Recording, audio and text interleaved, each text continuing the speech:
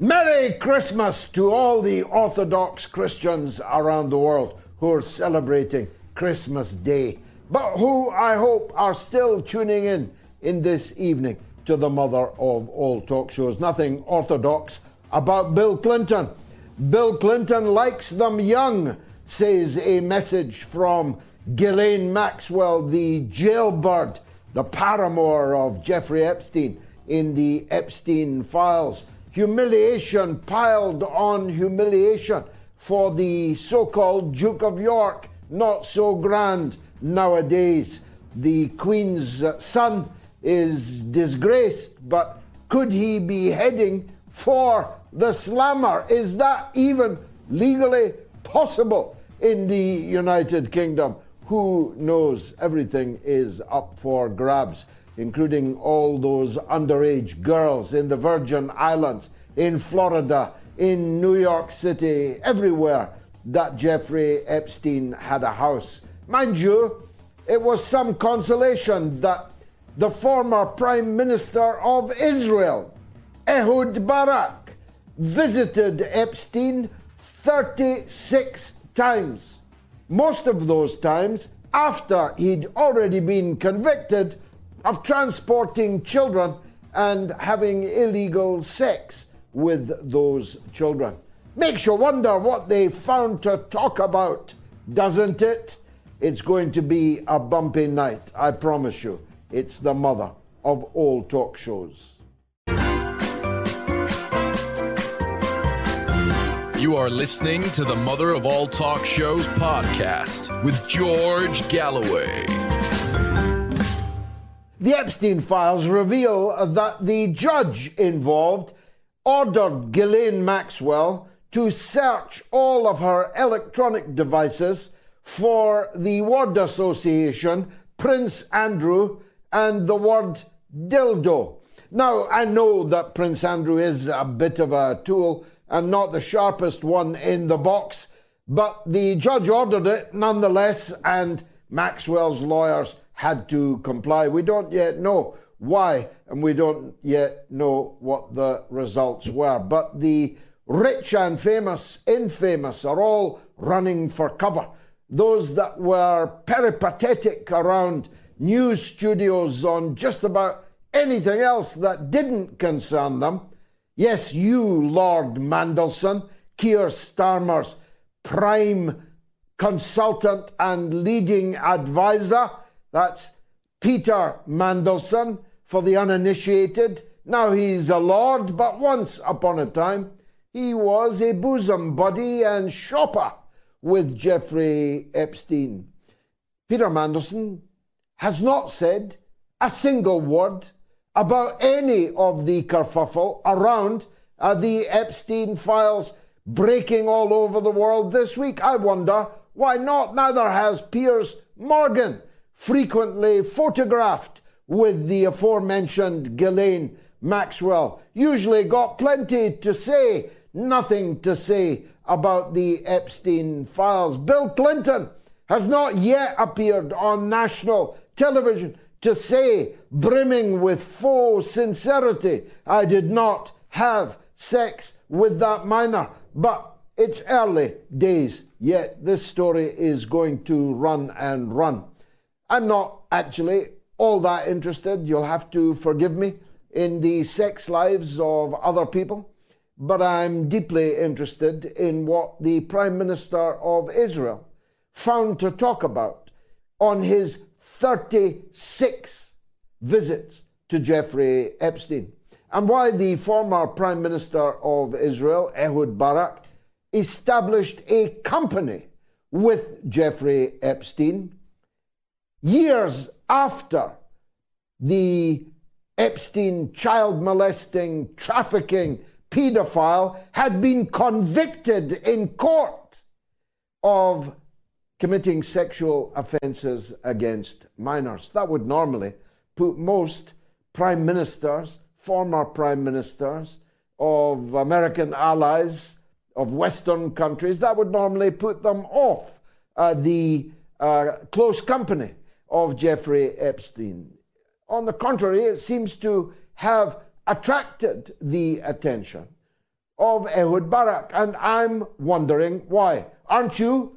Aren't you interested in where the tapes are that were collected and deposited in the multiple homes of Jeffrey Epstein, where there were secret cameras everywhere, particularly in the bathrooms, Andrew, particularly in the massage parlors, particularly in the bedrooms, where the rich and famous presumably slept, and maybe more than slept. These tapes are presumably in the hands of the FBI. When will the American people get to see them?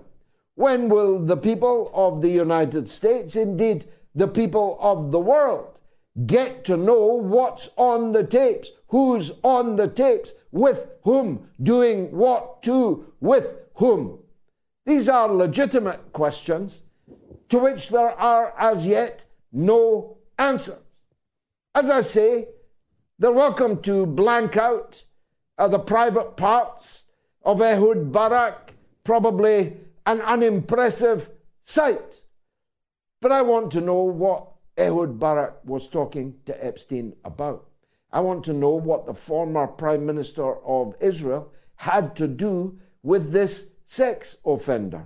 I'm also mildly interested in what could possibly have attracted Lord Peter Mandelson, who famously plays for the pink team and cannot have been much interested, if at all, in the bevy of beauties around Jeffrey Epstein's swimming pool. I better not say any more on that. The truth is, these rich and powerful people, some of them still very powerful. Mandelson could scarcely be more powerful. He's the number one advisor to the leader of the opposition, who looks set to be the next Prime Minister of Britain, although a week is a long time in politics, and it's 52 weeks possibly until the British general election. But if Keir Starmer wins, then Lord Mandelson is but a heartbeat away from the Prime Minister of Britain. When Starmer was asked, didn't Peter Mandelson have questions to answer about his close and long association with Jeffrey Epstein? Starmer, the leader of the opposition, answered, I know no more than you know. Well, why don't you know more than we know, Starmer? Don't you have a responsibility to know if your chief advisor was committing sex crimes on his visits to the sex criminal Jeffrey Epstein? Don't you have a duty to know more than we do? What kind of answer is that from potentially the next Prime Minister of Britain? Bill Clinton likes them young. Well, is the Pope a Catholic? Do bears defecate in the woods? I suppose the question is, how young is young, Bill? And did young mean illegally young? Bearing in mind the different ages of consent within the United States, never mind in the misnamed Virgin Islands, and a different one in London, where Prince Andrew is accused, amongst other jurisdictions, of having slept with a young girl below the age of consent in some of those places, who was moreover forced to do so, who was moreover allegedly a sex slave in the employ of Jeffrey Epstein. These are deep and dark and troubled waters, but they may not be unconnected to the political situation that we face today. After all, if Israel and Prime Minister Ehud Barak is in possession of compromat, of compromising material on the American political class, on Peter Mandelson, on the Duke of York, well, it would place Israel in a strong position, not to put too fine a point on it, in commanding the continuing, feverish, fanatic, loyalty of the British and American political class, wouldn't it?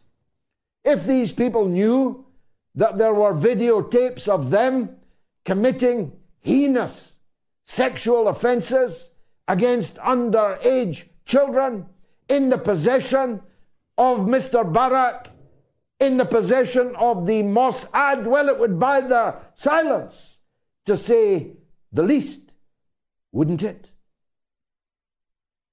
Now, since South Africa, blessed South Africa, asked the International Court of Justice to rule that Israel is committing acts of genocide in Gaza and to order them to cease and desist, which, if they refused, would have severe consequences for their international relations with a whole number of governments. Presumably, Joe Biden would go on kissing and cuddling Netanyahu. Presumably, Blinken also.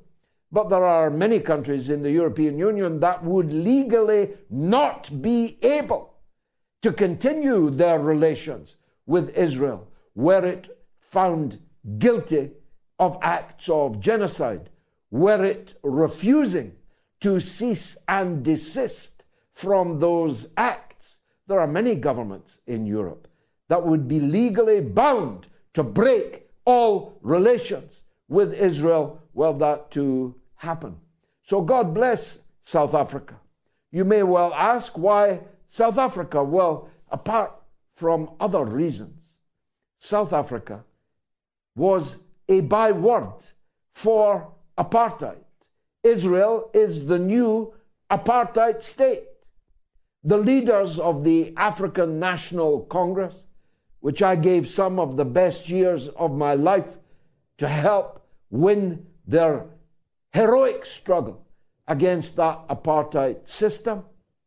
I was a bit part player, a minor player, but I was the only person on the left in the whole of Great Britain who travelled the length and breadth of apartheid South Africa, acting on behalf of the African National Congress. I've been disappointed many, many times over the subsequent decades at the performance of the ANC across many different issues. But I have never been more proud of the ANC, more proud of South Africa, now that they are the one country that had the balls to invoke the Genocide Convention to ensure that next week the court will begin to hear South Africa's 80-page case, which is a must-read. It is a masterpiece of jurisprudence, a masterpiece of narrative, and it makes a case which is unanswerable in the mouths of the Israeli leaders themselves. You know, Israel's very worried about the case for the reasons that I just mentioned. But how they're going to even muster an answer to the South African charges is simply beyond me, because all South Africa has done is tabulate the genocidal, frenzied statements made by Israeli government ministers, made by Israeli army officers, and clipped the video of them carrying out the very genocidal acts that they were promising, threatening to commit. So for me, this case is game, set, and match. And if the judges of the ICJ are judges at all, rather than political hirelings, if these judges care about the reputation of their court, they can do no other than to find Israel guilty. What has Israel done since South Africa tabled this case before the ICJ? Well, they've stepped up the genocide 3 hours ago, this evening, one 2,000-pound bomb murdered 80 people in one house. One house in Gaza. 80 people sheltering there have been wiped out. All of them from the same extended family. Most of them women and children. 40% of all the people killed in the last 93 days were small children. I'm not even talking about the 17-year-olds. I'm talking about small children, babies, sucklings, in the words of Benjamin Netanyahu when he threatened, promised to wipe them all out, every man, woman, child, suckling, goat, camel, ass. He said it on television. There's no getting out of that one. Since Blinken told Netanyahu that the United States wanted to see a reduction in the civilian casualties in the Gaza Strip and in the West Bank, those casualties have ballooned upwards. Israel is killing anything, everything that moves.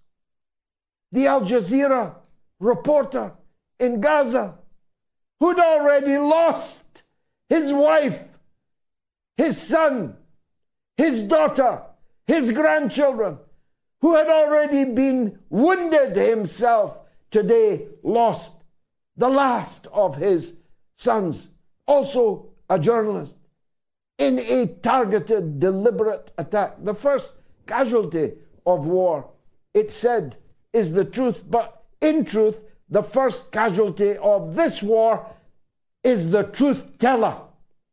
They are hunting down those that are taking the pictures, those that are recording the footage, those that are witnessing the carnage, precisely because they know that they are guilty of genocidal acts.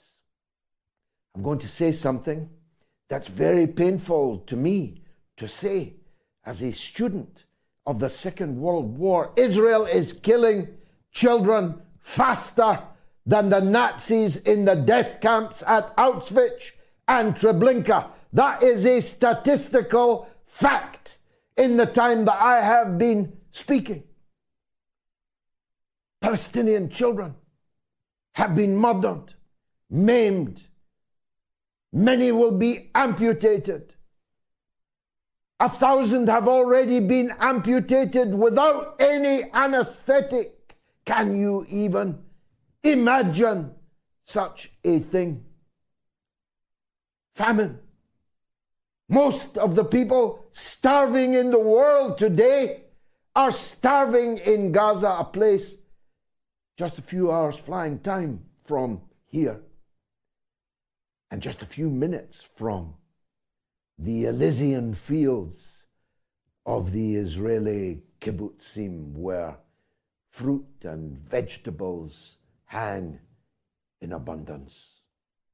Disease is on the march and is actually now infecting the Israeli soldiers in the Strip, which might be why they have begun to withdraw from the northern part of Gaza in significant numbers.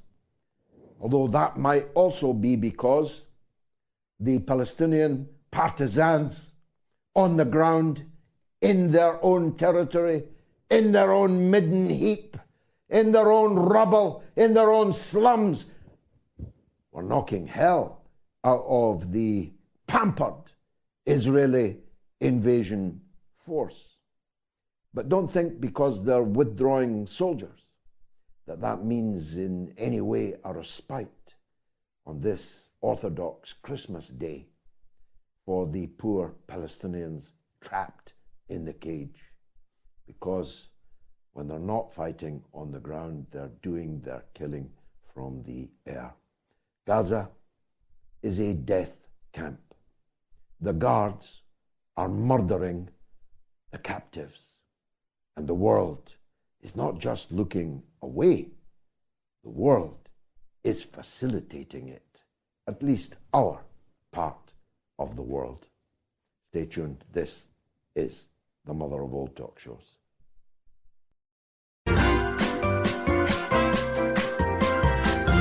You are listening to the Mother of All Talk Shows podcast with George Galloway. Why is Israel in the Eurovision Song Contest? Why does Israel play in the European Football Championships?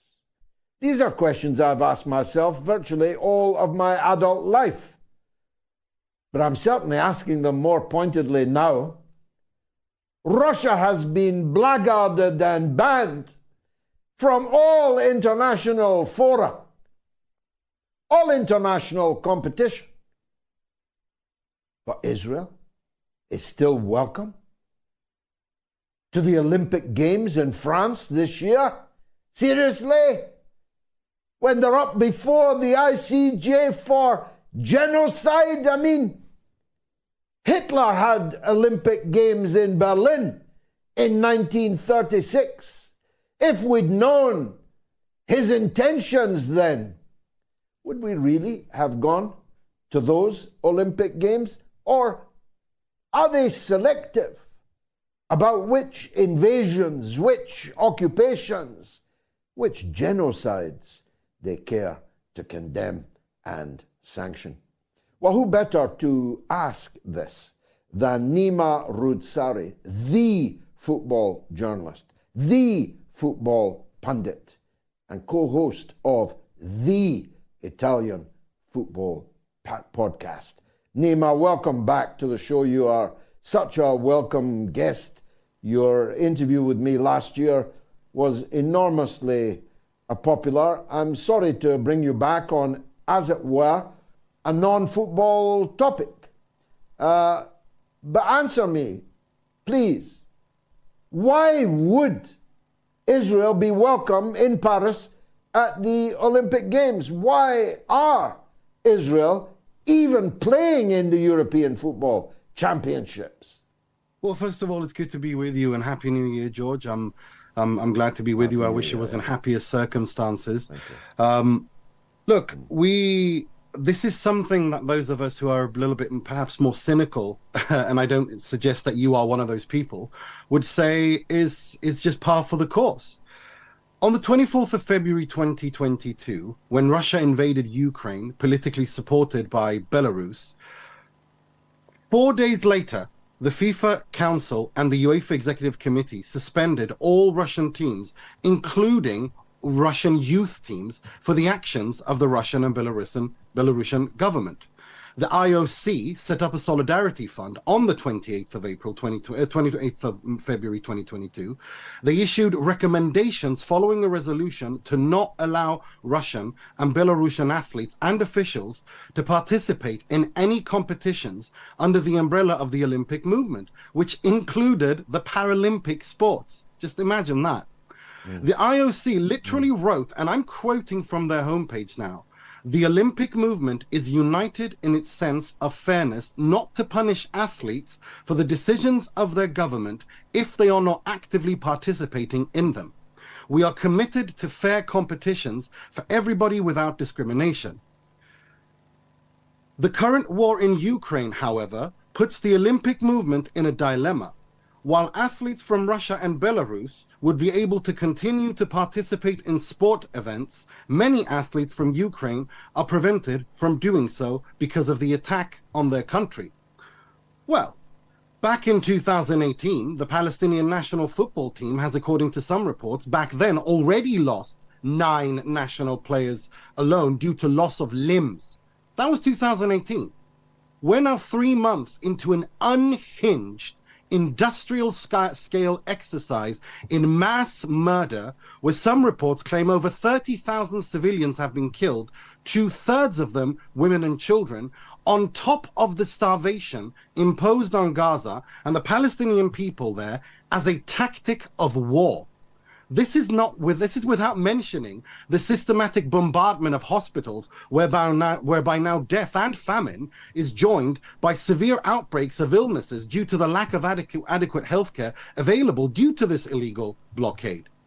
So the IOC, UEFA, FIFA, and all these other organizations have painted themselves into a corner.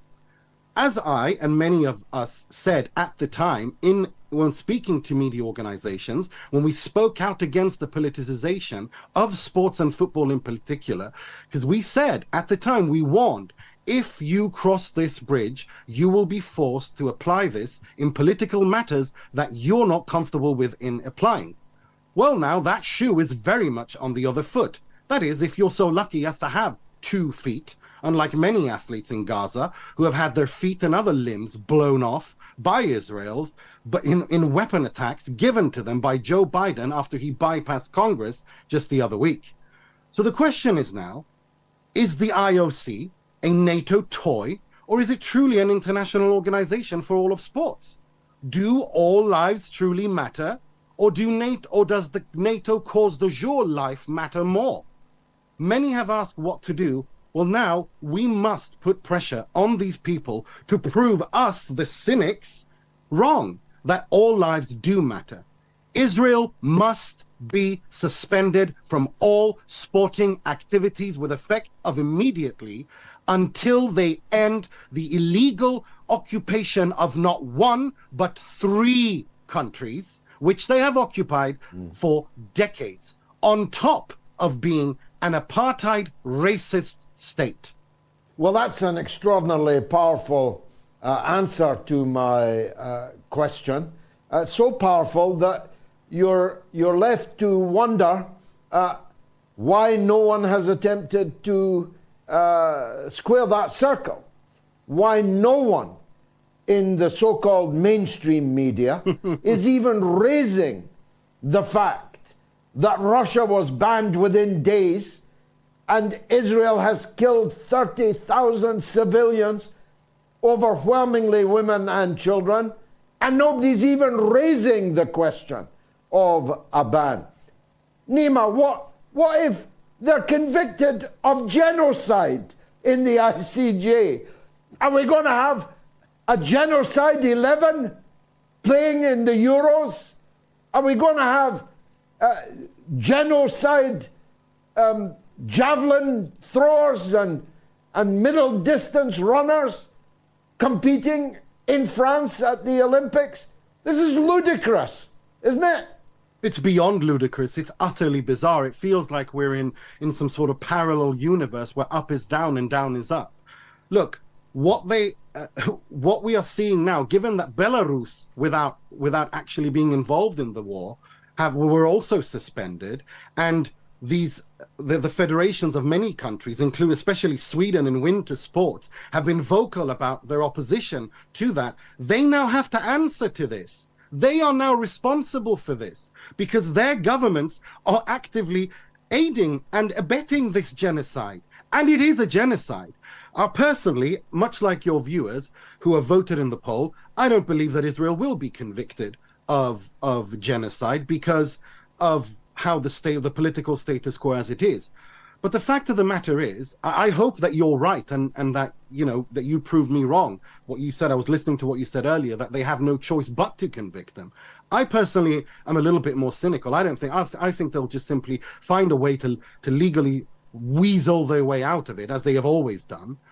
But let's say that they do it exactly as you say, or if they are unable if they don't get convicted, what possible weight does this have in the world, in the eyes of the world? Everyone has seen it. We've seen people all over the world, from Stockholm to Washington to South Africa to Australia. Everyone is out in millions marching against the systematic murder and extermination of the Palestinian people while everyone was celebrating Christmas and New Year's. And we're supposed to just ignore it and move on to the next thing. Well, we're not moving on. Israel has to be banned. It's as simple as that. Nima, by the way, there's a petition being got up by Varoufakis outfit DM25. People should sign it. Many thousands are doing so you can actually physically do something about this. There it is there. Suspend Israel from international sports. I urge you all to sign that petition. bit.ly/Israel ban. bit.ly/Israel ban. I encourage everyone to lend their support to that. But Nima,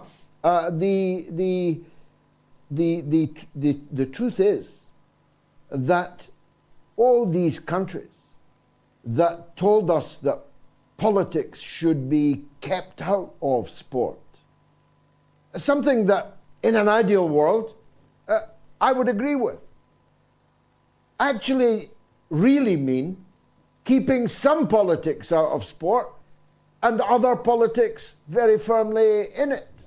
I was at a Scotland game where all the corner flags were Ukrainian flags, where all the furniture, where all the billboards were in Ukrainian colours.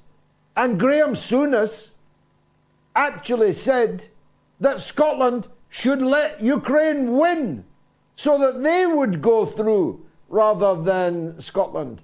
How's that for politics in sport? Yeah, as you know, the Celtic supporters caused massive fines on Celtic Football Club for the simple act of holding up Palestinian flags in the crowd. This is all so brazen. I'm wondering how nobody but thee and me are recognizing it. Well, you see, that's the thing, George. I think more than thee and me are recognizing it. You see, I think the hypocrisy of it, this so-called rules-based order, which is basically my rules today and I've changed them whenever I feel like it, everyone has seen it. It's out in the open. No one's buying it anymore. It's absolute nonsense. It's nothing more than whatever they feel like doing at the day of choosing, and they don't feel that they should be held to account. Well, the world isn't buying it anymore. The multipolar world is here. The age of where they could do whatever they want, where NATO countries could do whatever they want, spearheaded by the United Kingdom and, of course, the United States, where they could do whatever they want, however they want, whenever they want, in any manner they want, and no one can hold them to account, is over. This has been a ginormous failure for them. The only thing that Israel and NATO is good at doing is murdering women and children. Militarily, they are being destroyed in battles between militaries in Gaza and in and around the area. So all they are, and they have lost the entire narrative, so they have nothing left. And therefore, it's incredibly important. You mentioned that. What is it we can do? Well, here is something everyone can do. Everyone who has the internet can do this. Go on and sign that letter. Read that letter, and I really hope you bring on the author of that letter on your show, the great Katarina Pietkovic, a legal scholar with 2 PhDs in law, a brilliant legal sports mind, who can explain in far better detail than I can the legal framework supporting this. She worked day and night tirelessly putting this together, and now it's out there. You all can do it. Go out and sign it. Prove me wrong. Prove me the cynic, and prove George right. Settle this bet between us. Prove George right that they will have to do something here, and prove me as a cynic and make me look stupid and say you were wrong, Nima. They all lives do matter.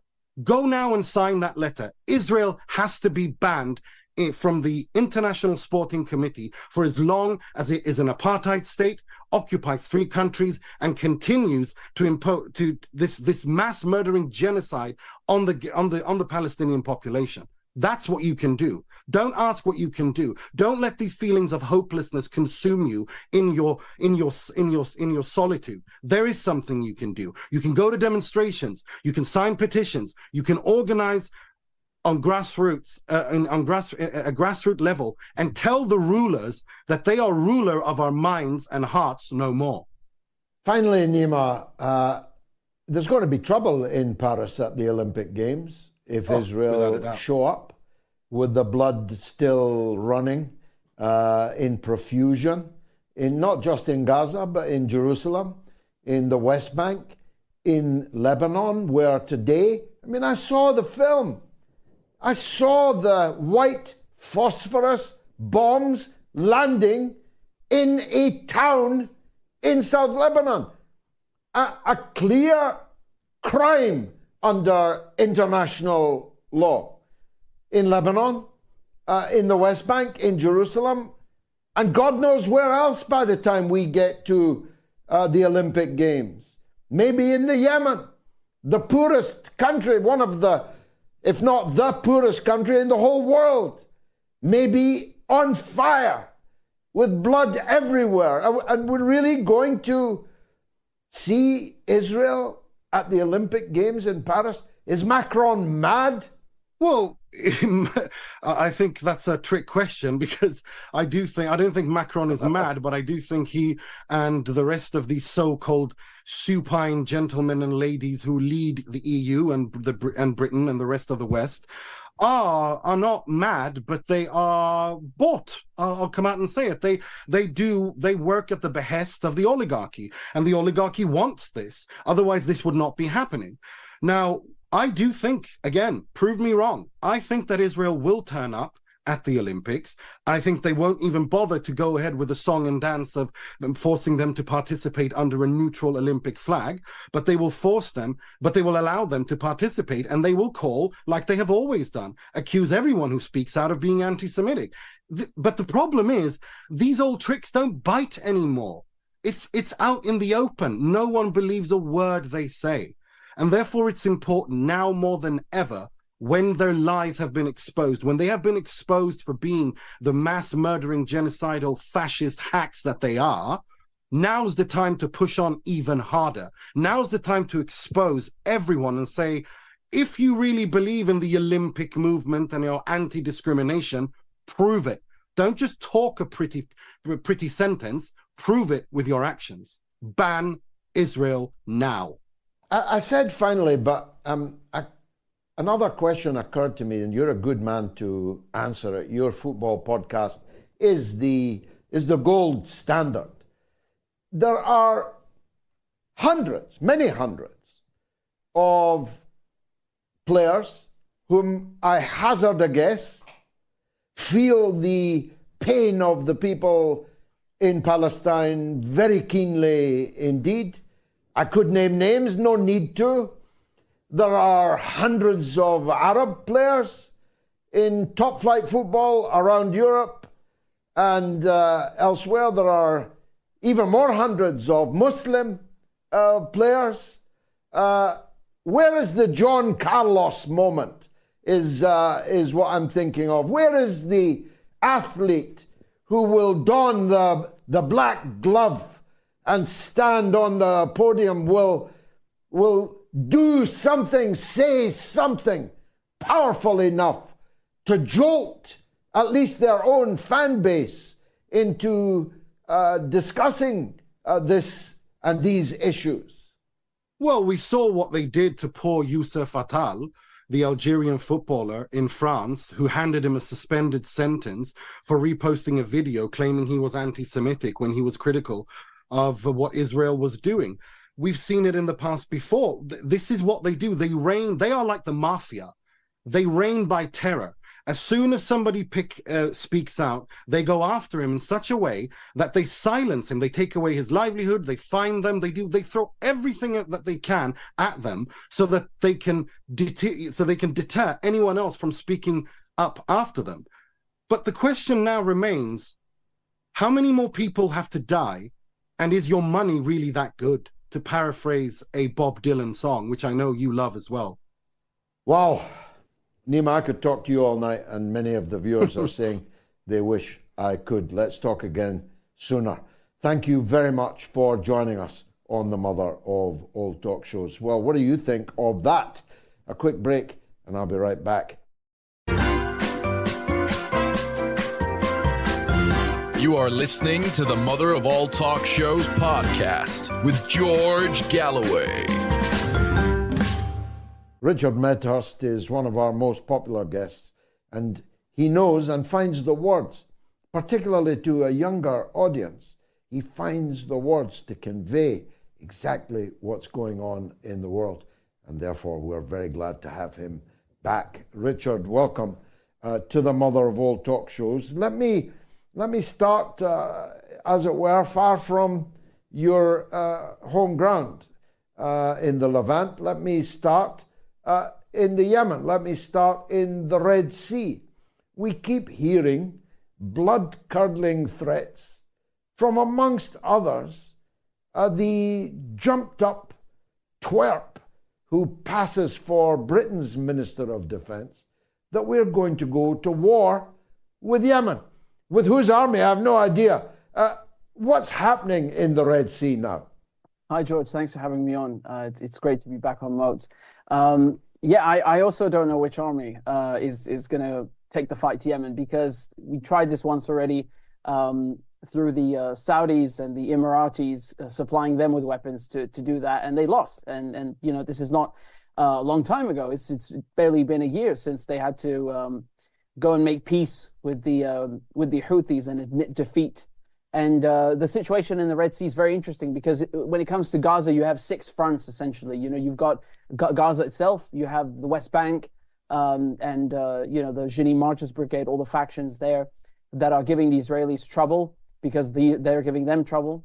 Then you go to Syria, you go to Iraq, the American bases are under attack there. And then, of course, there's the Lebanese front and the 6th, and which is last but not least important. That is the final front on in this war, and it is without a doubt the most important, because what the Yemenis have done is disrupt global trade. So this is not just a question of punishing the Israelis financially for what they're doing in Gaza. It's also a question of making Western companies that do business with Israel and the United States, which is supplying Israel, also feel the shock. And so now they have to go around South Africa, and they have to go, if they want to cross the Mediterranean into the Suez Canal and down the Red Sea, they can't anymore. So what Yemen have done is effectively bring or take shipping back 200 years. And make no mistake, they're suffering a lot more than they're letting on. This is deeply humiliating for the West. It's deeply humiliating for Israel. And the fact that their international trade has been severed from the South it's really, really causing them a lot of trouble. The thing is that the Americans, they pulled back one of their ships from the Red Sea because of several developments. Hezbollah just the other day struck the Israeli port city of Eilat, which is on the Red Sea, showing you that not just Hezbollah but also Iraq, both of them can reach that far south with the weapon systems that they currently have. And this is just a taste of what they actually possess. So the Americans are deeply afraid of a wider confrontation, even though the Israelis certainly want that. The Israelis are happy to drag the rest of the world down with them. But the resistance are constantly developing better and better weapon systems. And so the result is that this is not just a defeat on the economic front, but also militarily. These so-called great armies like the Israelis, ourselves in Britain and the Americans, they we can no longer posture the way that we used to. And so while there's a decline in Western capabilities, the capabilities of the resistance are just going up and up. And of course, this is, I haven't even mentioned Iran as well, which is, in possession of far better missiles and systems than Hezbollah and the Yemenis have access to. Although, once again, it should be pointed out how far they have come. It is really a problem now that this war is on 6 fronts. I don't see how the Americans and the Israelis are going to dig themselves out of this one. They're really pinned down, and any army knows that when you're pinned down on more than one front, you're in big trouble, never mind 6.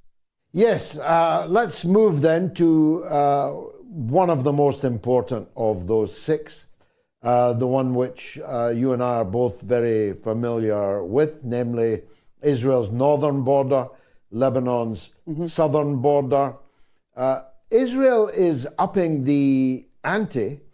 I mentioned earlier the white phosphorus attack, which I saw with my own eyes, landing on civilians in South Lebanon just this day, as clear an act of war crime as it's possible to see. You could see it coming out of the aircraft and landing on civilians in South Lebanon. They keep upping the ante. They're going further and further. They carried out an illegal assassination just a few days ago in Beirut itself. How close are we to an all-out war a la 2006 between Lebanon and Israel? Well, I don't want to make any predictions, but in 2006, which is, it's almost 20 years ago now. Even back then, Hezbollah once again surprised the Israelis. They were coming out of tunnels like you see Hamas doing now. And the Israelis were paranoid of being taken out by these so-called ghosts, right? These troops that they would never see. And of course, I was just talking about how Iraq and Lebanon can strike in the Red Sea. The same thing in 2006 when they took out an Israeli ship. So the capabilities that they possess today really frighten the Israelis. They're on the Israelis are at a stage now of decline, which you see in empires or colonies, where they become so desperate to cling on to power and to exist and to stay, to keep control of whatever place they've invaded, that they become irrational. And they even end up, it becomes a self-fulfilling prophecy. They start accelerating their own demise. This is what we're seeing right now. If it comes to an all-out war, Israel is going to get hit very badly. And what they did with this assassination, this shows you that they're losing the war, because the primary front is in Gaza, right? You have the Qassam fighters against the Israelis. They're wiping the floor with them. Every day you have videos coming out of them taking out, ground units, bulldozers, tanks. It is so embarrassing. And so to distract from this, the Israelis have gone and carried out these assassinations. Salah Haruri, he was the deputy leader of the Hamas political bureau. And he was mentored by Qasem Soleimani. And the date, they assassinated Haruri on the anniversary of the assassination of Soleimani. That's not a coincidence. That was on purpose. It was to provoke the resistance. And then, of course, the same day, they also bombed this memorial service that they had for Soleimani in Iran. And then they claimed it was ISIS, which we all know is an Israeli and an American proxy. And then they did an assassination of Mousavi, who's an Iranian general advising Syria against al-Qaeda and ISIS. And then they also, of course, carried out an assassination of the PMU in Iraq. And so these are Netanyahu's way of saying, I'm capable of doing things. But they're not going to win him the war. Sheikh Ahmad Yassin was also taken out by the Israelis. Did the resistance become weaker? No, on the contrary. The same thing with Soleimani. The resistance only became stronger. And this is because you can't defeat a resistance by killing one person, because the entire population is sick of Israel's oppression, of their occupation, of these, things like dropping white phosphorus, which you just mentioned, which are so commonplace. And yet the whole world seems not to see it. So you can't defeat that by murdering one person. You have hundreds, thousands ready to take that person's place and to continue the fight for liberation. So, the last thing the Israelis want, if they were thinking straight, is a war with Lebanon. They can barely handle the front. Just yesterday, the Hezbollah in retaliation hit it's actually an Israeli surveillance base. It runs drone operations, airstrikes, spy ops, Meron base, and it's at the highest point in occupied Palestine. And Hezbollah fired 62 ATGMs on it. And, there's no Iron Dome that can deal with these things. They're land to land. And so 40 out of those missiles struck the Israeli base. And for the last 3 months, the Israelis have had their surveillance posts, observation towers. They're blinded now on the fence with Lebanon. So this is just a small taste of what is yet to come should the Israelis escalate foolishly and make this problem deeper than it is now. Turning to the first front, I said earlier that the withdrawal of substantial numbers of ground troops from the northern part of Gaza is partly because of the spreading disease, fungal disease, that they have picked up in Gaza, a disease which has been the result of the destruction of water and sewage and electricity as a matter of deliberate policy. but to which the Israelis have not been affected before, exposed before. But the main reason, surely, is that the ground forces are being engaged by the Palestinian partisans of all factions and beaten in hand-to-hand fighting in these very auspicious topographical circumstances for a guerrilla army. I mean, it's very difficult to move tanks and artillery around the wreckage that Israel itself has made of 80% of Gaza. You have to get out your vehicle and come through the alley where the partisans are cutting them down in very large numbers.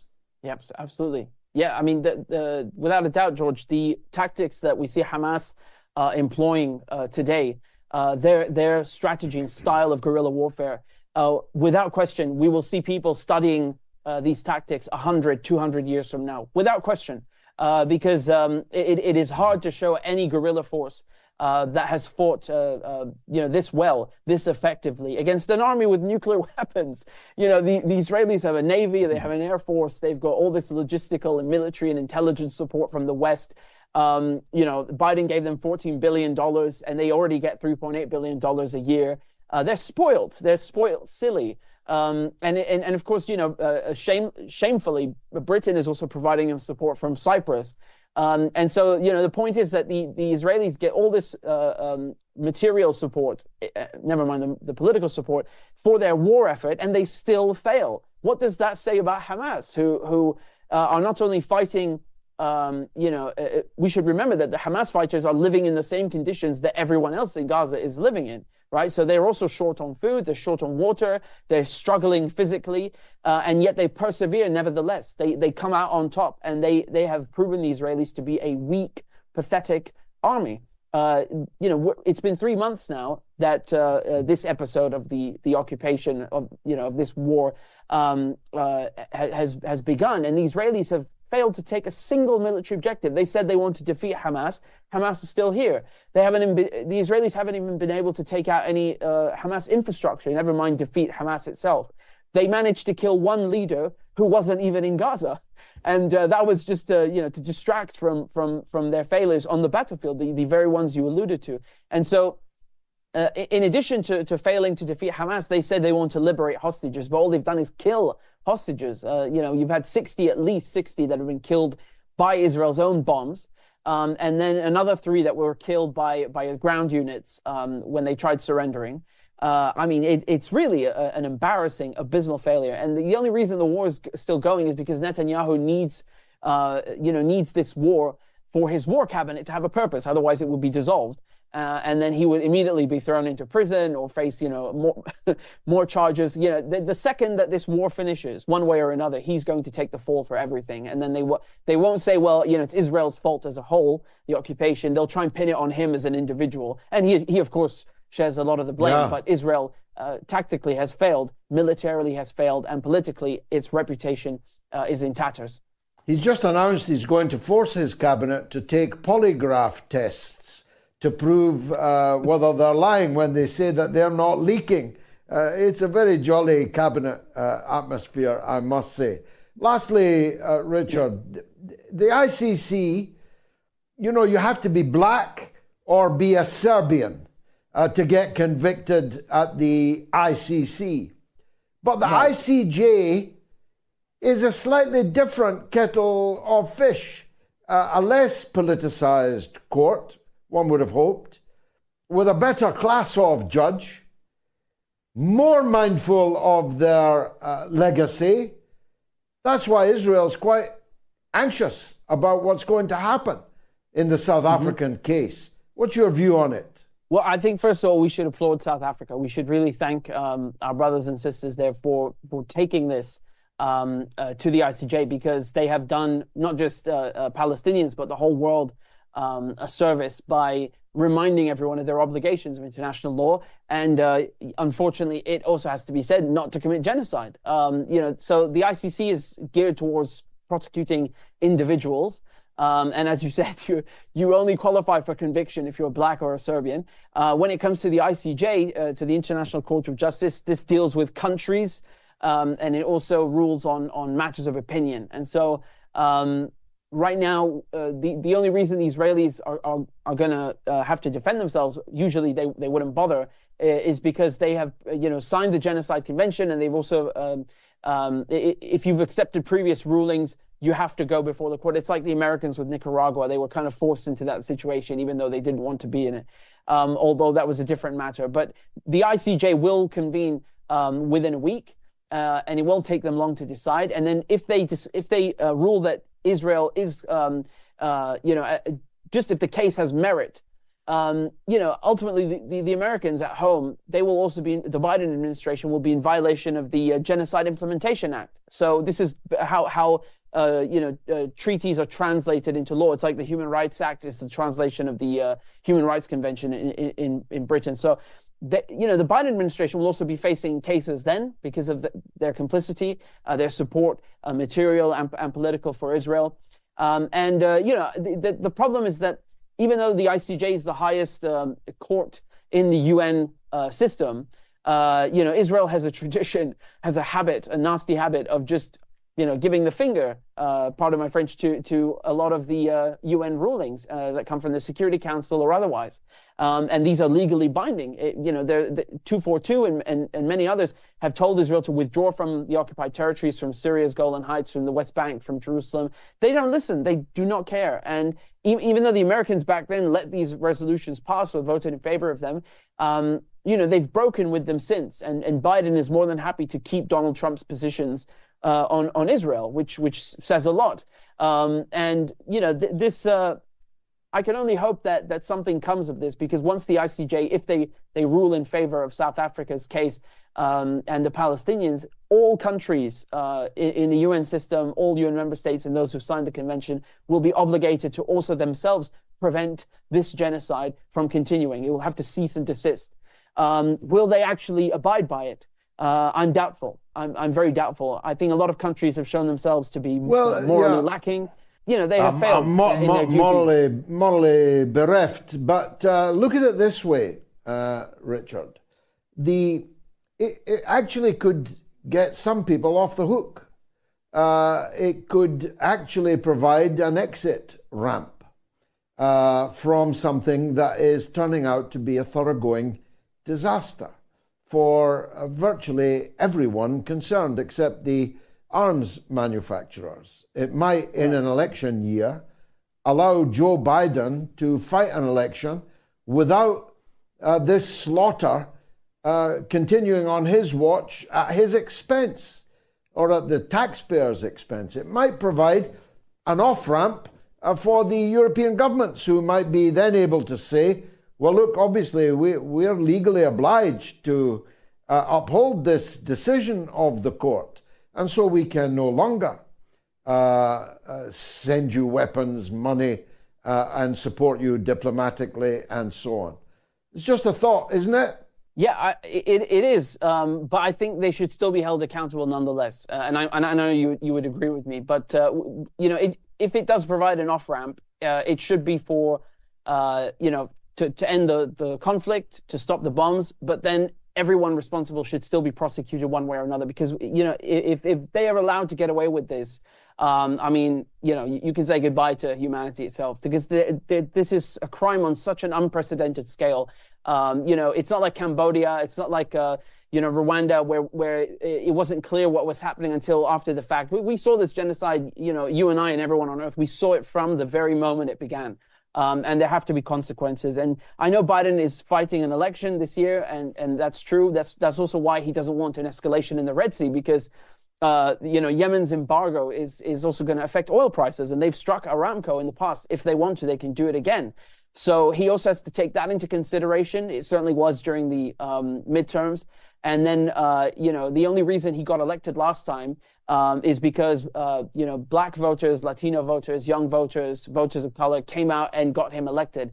And they should remember, everybody involved should remember in November not to vote for Joe Biden, even if he stops this the next second, because, his legacy should forever be that he committed genocide in Gaza.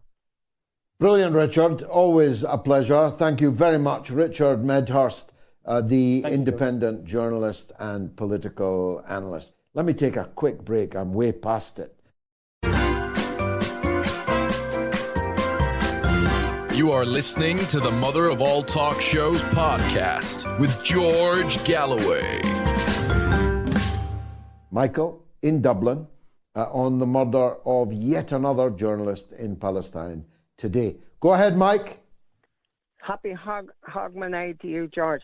Yeah, I'm really upset about the way the journalists and the mainstream media are just ignoring their colleagues being murdered in vast numbers in Gaza. It's absolutely, this young man, his father was injured, his brother was killed, his grandchildren were killed. His mother was killed, his grandchildren were killed. Yeah, no, not the young man's grandchildren, the father's grandchildren. His father was is a journalist there as well. Yeah, but the thing about it is, what shocks me is journalists all over. I'm here in Dublin, and every time we get a mention of Gaza, which is not that often on our main news channel here, RTE, the first thing they do is they regurgitate everything that happened on October 7th. That's the emphasis. That's the way they lead into the show. They lead into any reports about what's happening in Gaza. And it's skimpy information we're getting here at all about the death rates and the children being killed in Gaza. And then the journalists... no, they're not. They don't care. Like? They don't care about that, Michael. They don't care about Palestinian children. They are stuck where they want to be stuck on what happened on October 7th, except they're not even bringing you the truth about what happened on October 7th. Where have you seen on the mainstream media that Israel possibly killed hundreds of their own citizens as a matter of deliberate policy, a policy drawn up by Netanyahu? But they're not talking about the tens of thousands of women and children that have been killed in Gaza since October 7th, or in the West Bank where there's no Hamas and no uprising. Hundreds have been killed. I want to ask you a question, Mike. It might be tricky for you to answer. Some of my friends will find it a tricky question too. On St. Patrick's Day, should Irish politicians be in the White House posing for grinning selfies with the right-hand man of genocide, Joe Biden? Absolutely not. And what I am required, when I'm on this show with you, George, I want to call on the Irish government and all our politicians of all classes and creeds, Sinn Féin, wherever, the whole lot of them, to support South Africa in their campaign, in their thing about genocide in Gaza. I want the Irish politicians to come out and do that. Yeah, well, to be fair, Sinn Féin have called for that, but the others resolutely oppose it. But I'm just wondering if Sinn Féin will be in the Oval Office on St. Patrick's Day. I hope not. Fiaz is in London on a now infamous interview with our friend, Dr. Mustafa Barghouti, and a certain Julia Heartless Brute. Go ahead, Fiaz. Yeah, I just wanted to talk about that despicable. You can't even call it journalism from Gutless Brewer. I mean, then again, considering she's on Talk TV, which is a Murdoch-owned show, I wasn't really. I can't say I'm really surprised to see her act in that way. But if that's the level of journalism, if you could even call it that, then I guess anyone can become a journalist just by going on any online network and ranting about whatever fits your narrative. Yeah, she is, Heartless Brute is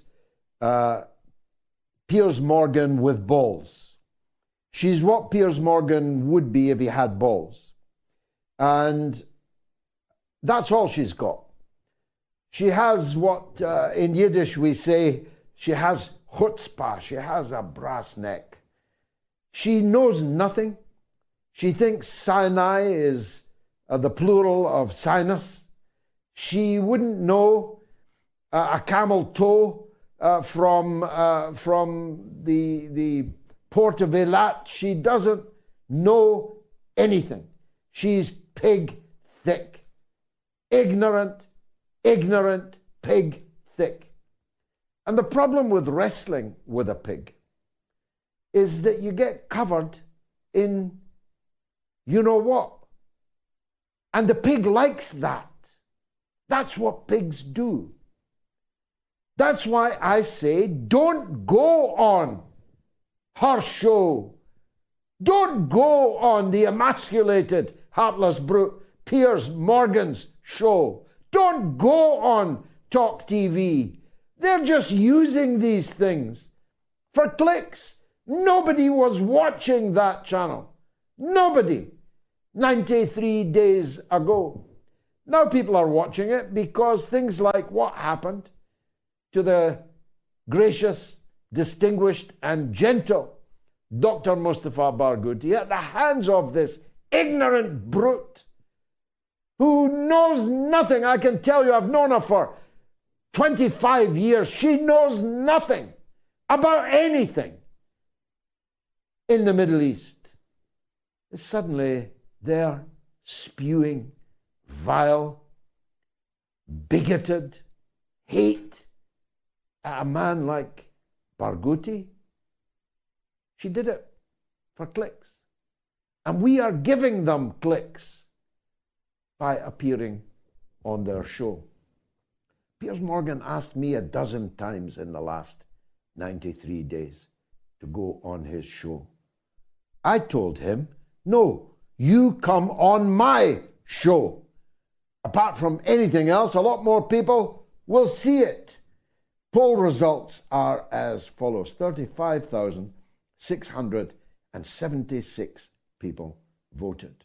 I hope someone has done the arithmetic because I cannot do so whilst speaking and broadcasting at the same time. I do know, just from looking at it, that it is actually a close run thing. When I get that number, I'll bring it to you. YouTube comments. History Discover says, if Americans demand my family accept our home split in half so immigrants can take it, then they must accept giving half of the USA to Mexican immigrants so they can come for a new homeland. And Melissa Dirlish says, George, we watched your Iraq war debate with Christopher Hitchens, thanks to Mohammed Hijab, who described it as an absolute classic and the only debate Christopher ever lost. Absolutely brilliant. Thank you, Melissa, and thank you to my friend Mohammed Hijab for circulating it. Paul in Kent has a message for the legend Erebus in New York. We better hear what it is. Paul, what would you like to say? Can you lend me some money, please? I'm joking.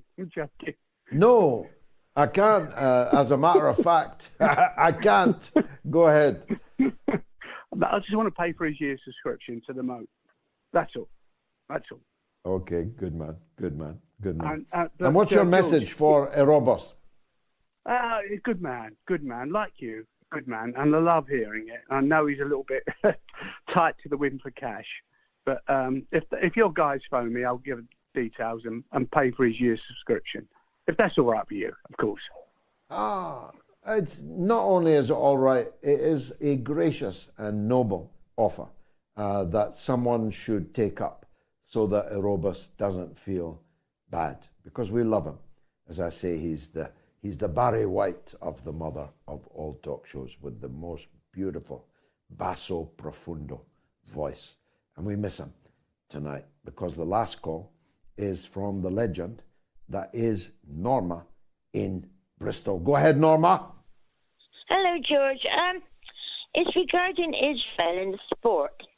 And I was thinking that at least Israel, they must participate at least under a neutral flag, like the Russians, but like the apartheid of South Africa, they were banned from all the sports, especially rugby, weren't they, till they changed? But, I mean, it's much worse. Rugby and cricket, yeah. Yeah, I mean, apart from Israel being an apartheid state like that, they're much worse because of their genocide in Gaza. And, I mean, I thought that Nima spoke very powerfully, really. I don't like it, and I just hope to goodness, until there's a ceasefire and justice, that they can't be allowed to compete under their Israel. They mustn't, must they? No, I agree with you. I mean, I don't know if it's widely known, but they've actually turned a football stadium in Gaza into a concentration camp within the concentration camp. They've got people parading around in their underwear. Old men, young boys, children in their underwear in the January cold of Gaza. They are disappearing people, they are murdering people, they are torturing people in a football stadium in Gaza. Now, the last time there was blood on the grass, there it is. The last time there was blood on the grass was when Scotland played in the stadium in Santiago in Chile, in which thousands of people had been tortured and murdered after the US organized overthrow of the socialist president Salvador Allende, the rounding up of key supporters, including cultural icons of global significance, like Victor Jara, who were then tortured and murdered there. And then Scotland went to play a football match in that stadium. And that was our slogan, blood on the grass. You know, it's all very well, Norma, and I know because you're a fair-minded person and you love your sport, it's all very well saying keep politics out of sport. No, I didn't say that. I didn't say that. No, I know. I'm saying it. If you keep politics out of sport, that means you've got to play, you've got to go to the Olympic Games in Berlin in 1936 and say Heil Hitler. We can't keep politics out of sport because politics is everywhere in our lives. Norma, last word to you. Well, it's just, I mean, even when they had the tennis, they were under a neutral flag. They didn't show the names of the countries they came from. And one of the tennis players, who was from Ukraine, who was a good tennis player, she wouldn't even shake hands if she lost or won against a Russian or a Belarusian player. Now that was, I thought, stupid. But I'm talking about big teams and big participation under the name of Israel. And it can't happen. It can't. Well, beautifully expressed. I don't see why the Olympic Games is broken into countries in the first place. Why don't we just put all the best Olympians with the best records, with the best times into the Olympic Games? Why do they have to carry a flag? Once they carry a flag, you're bringing politics into sport. And events will happen where that flag is no longer acceptable in polite international company.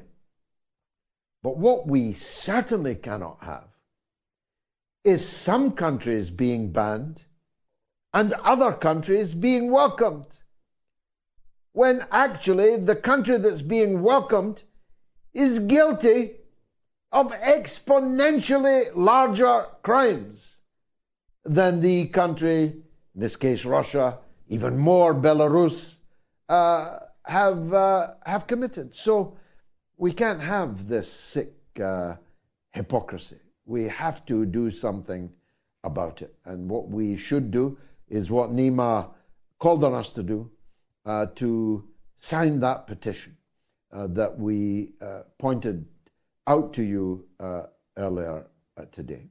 I want to close the show on a note of optimism. I believe that the ICJ will find it very difficult not to convict Israel of genocide without discrediting their entire court, the whole of the United Nations still further, the idea of law and justice. If they're ready to murder those ideas, fine, go ahead. Fly in the face of all the evidence. Pretend you didn't hear the Israeli leaders saying what they said, what we've all seen them saying. Pretend you didn't see the genocidal crimes being promised and then being committed. Pretend. But then don't expect anyone to believe a single word of your sick, sordid hypocrisy about international law, about human rights, about the United Nations. Tell that to the Marines. It's been marvelous, I think, the show tonight. I hope it was for you. And if it was, come back on Wednesday at the slightly later time of 9 p.m. UK time, where we hope to dive further into the Epstein swamp. I think it may be time to do that. It's been marvelous. Thanks very much for joining me on the Mother of All Talk Shows.